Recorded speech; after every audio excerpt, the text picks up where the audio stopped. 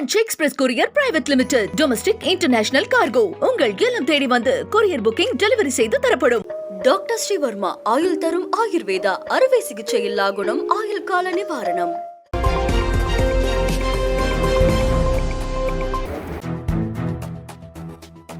தொகுதி மறுவரையறை தொடர்பாக பாதிக்கப்படும் மாநில எம்பிக்களை திரட்டி நாடாளுமன்றத்தில் குரல் கொடுக்க வேண்டும் என திமுக எம்பிக்களுக்கு முதலமைச்சர் மு.க. ஸ்டாலின் அறிவுறுத்தியுள்ளார்.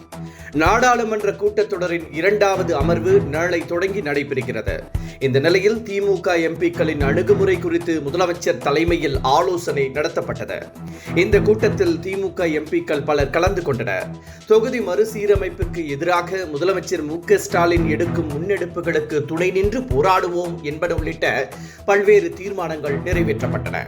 இந்த பிரச்சனையில் அனைத்து தமிழக எம்பிக்களுடன் பாதிக்கப்படும் மாநிலங்களைச் சேர்ந்த எம்பிக்கள் ஒன்றிணைந்து குரல் கொடுக்க வேண்டும் என முதலமைச்சர் திமுக எம்பிக்களுக்கு அறிவுறுத்தினார்.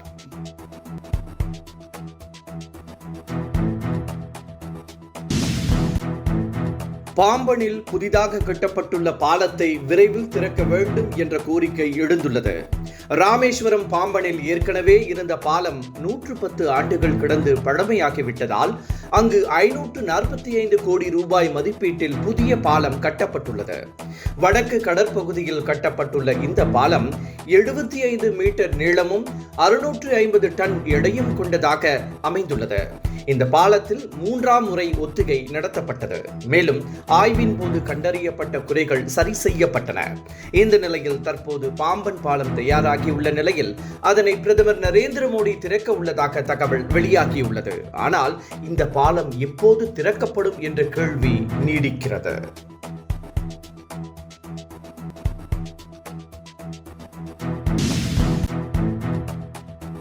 தமிழகத்தில் நாளை மறுநாள் மிக கனமழைக்கு வாய்ப்புள்ளதாக சென்னை வானிலை ஆய்வு மையம் தெரிவித்துள்ளது. வரும் 11ஆம் தேதி விருதுநகர், சிவகங்கை, மயிலாடுதுறை, தஞ்சை, திருவாரூர் உள்ளிட்ட 13 மாவட்டங்களிலும் காரைக்காலிலும் ஓரிரு இடங்களில் கனமழைக்கு வாய்ப்புள்ளதாக தெரிவிக்கப்பட்டுள்ளது. 12 மற்றும் 13ஆம் தேதிகளில் சில இடங்களில் லேசானது முதல் மிதமானது வரை மழை பெய்யக்கூடும் என்றும் சென்னை வானிலை ஆய்வு மையம் கணித்துள்ளது.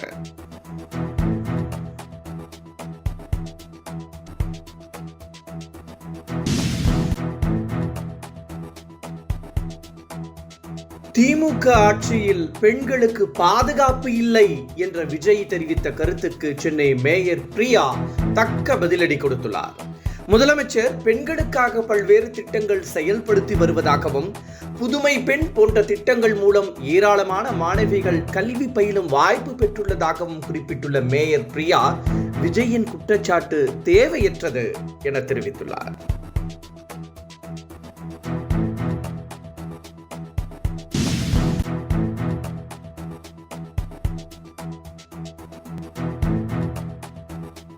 மும்மொழி கொள்கை விவகாரத்தில் திமுக அரசை விமர்சித்து நடிகர் பிரபுதேவாவின் திரைப்படத்தில் வரும் எப்பா எப்பா ஐயப்பா என்ற பாடலை மாற்றி அமைத்து அண்ணாமலை வீடியோ பதிவிட்டுள்ளார். இருமொழி கொள்கையில் திமுக அரசு உறுதியாக உள்ளது. அதே வேளையில் மும்மொழி கொள்கையை கொண்டு வர வேண்டும் என பாஜக விரும்புகிறது. இந்த சூழ்நிலையில் மும்மொழி கொள்கைக்கு ஆதரவாக பாஜக கையெழுத்து இயக்கம் நடத்தி வருகிறது.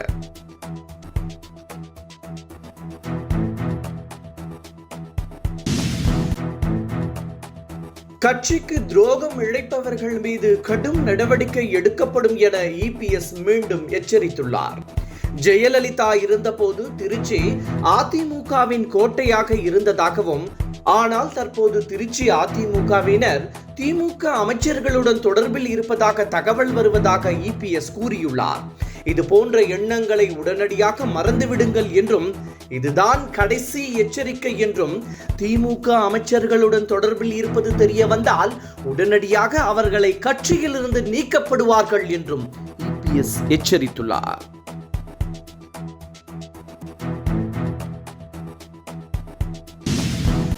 மாநிலங்களவை சீட் விவகாரத்தில் அதிமுக தேமுதிக இடையே உரசல் ஏற்பட்டுள்ள நிலையில் இது குறித்து இன்னும் 1 வருடம் பொறுத்திருங்கள் என பிரேமலதா பதிலளித்துள்ளார்.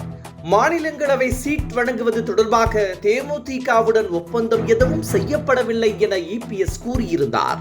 இதனால் கொந்தளிப்பில் ஆழ்ந்த தேமுதிகவினர் சத்தியம் வெல்லும் என்ற வாசகத்தை விஜயகாந்தின் எக்ஸ் தளத்தில் பதிவிட்டனர்.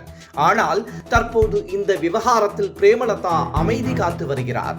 மதுரையில் செய்தியாளர்களிடம் பேசிய அவர் இன்னும் 1 வருடம் பொறுத்திருந்து பாருங்கள் என கூறியுள்ளார்.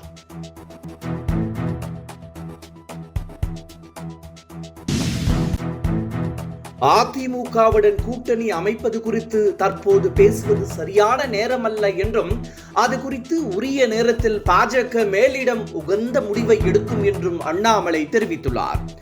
ஆங்கில பத்திரிகை ஒன்றுக்கு அவர் அளித்த பேட்டியில் பிரதமரின் பணியை கொண்டு செல்வதும் மாநிலத்தில் பாஜக வளர்ச்சியை உறுதி செய்வதும் தான் தன்னுடைய வேலை என்றும் தெரிவித்துள்ளார்.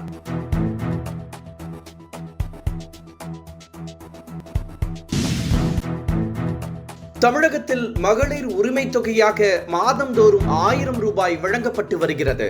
ஆனால் இந்த தொகை வருமான வரி செலுத்துவோர், 5 ஏக்கருக்கு மேல் நிலம் உள்ளோர், சொந்தமாக கார் வைத்திருப்போர், ஆண்டிற்கு 2.5 லட்சம் ரூபாய்க்கு மேல் வருமானம் பெறுவோர் உள்ளிட்டோர் பெற முடியாது.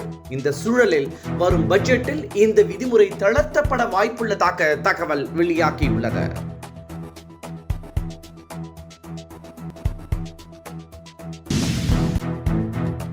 ஒவ்வொரு நாளும் மகளிர் தினமாக திராவிட மாடல் அரசு கொண்டாடி வருவதாக அமைச்சர் அன்பில் மகேஷ் பொய்யாமொழி தெரிவித்துள்ளார்.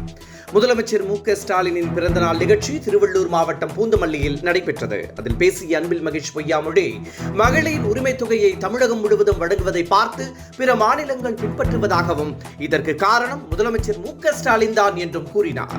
வரும் 2026ஆம் ஆண்டு திமுக கூட்டணி 200 தொகுதிகளுக்கு மேல் வெற்றி பெற்று மீண்டும் மு.க.ஸ்டாலின் முதலமைச்சராக பதவியேற்பார் எனவும் அன்பில் மகேஷ் பொய்யாமொழி தெரிவித்தார்.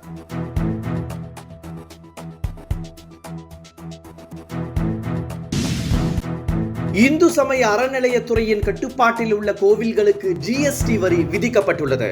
வருவாய் வரக்கூடிய கோவில்களுக்கு இந்த உத்தரவு பிறப்பிக்கப்பட்டுள்ளது. இதன் மூலம் 1000 கோவில்களுக்கு மேல் ஜிஎஸ்டி வரி விதிக்கப்படும்.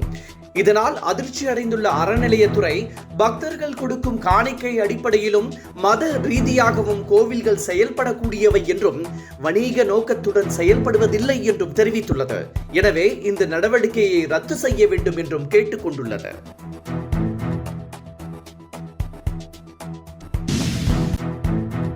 இயக்குனர் கார்த்திக் சுப்புராஜ் இயக்கத்தில் சூர்யா ரெட்ரோ திரைப்படத்தில் நடித்து வருகிறார். இப்படத்தின் ஃபர்ஸ்ட் சிங்கிளாக கண்ணாடி பூவே என்ற பாடல் வெளியாகி சோசியல் மீடியாவில் சாதனை படைத்துள்ளது. 2வது பாடல் விரைவில் வெளியாகும் என்றும் அது வித்தியாசமாக இருக்கும் என்றும் கார்த்திக் சுப்புராயன் தெரிவித்துள்ளார். படத்தில் பூஜா ஹெக்டே, ஜெயராம் உள்ளிட்டோர் முக்கிய கதாபாத்திரங்களில் நடித்துள்ளனர்.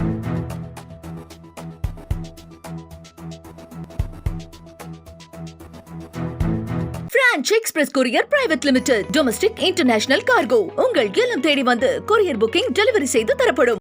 டாக்டர் ஸ்ரீவர்மா ஆயுள் தரும் ஆயுர்வேதா அறுவை சிகிச்சை இல்லா குணம், ஆயுள் கால நிவாரணம். என்றும் உங்களுடன் மை இந்தியா. முக்கிய செய்திகளை உடனுக்குடன் தெரிந்து கொள்ள சப்ஸ்கிரைப் பண்ணுங்க, பெல் பட்டனை பிரஸ் பண்ணுங்க. என்றும் உங்களுடன் மை இந்தியா.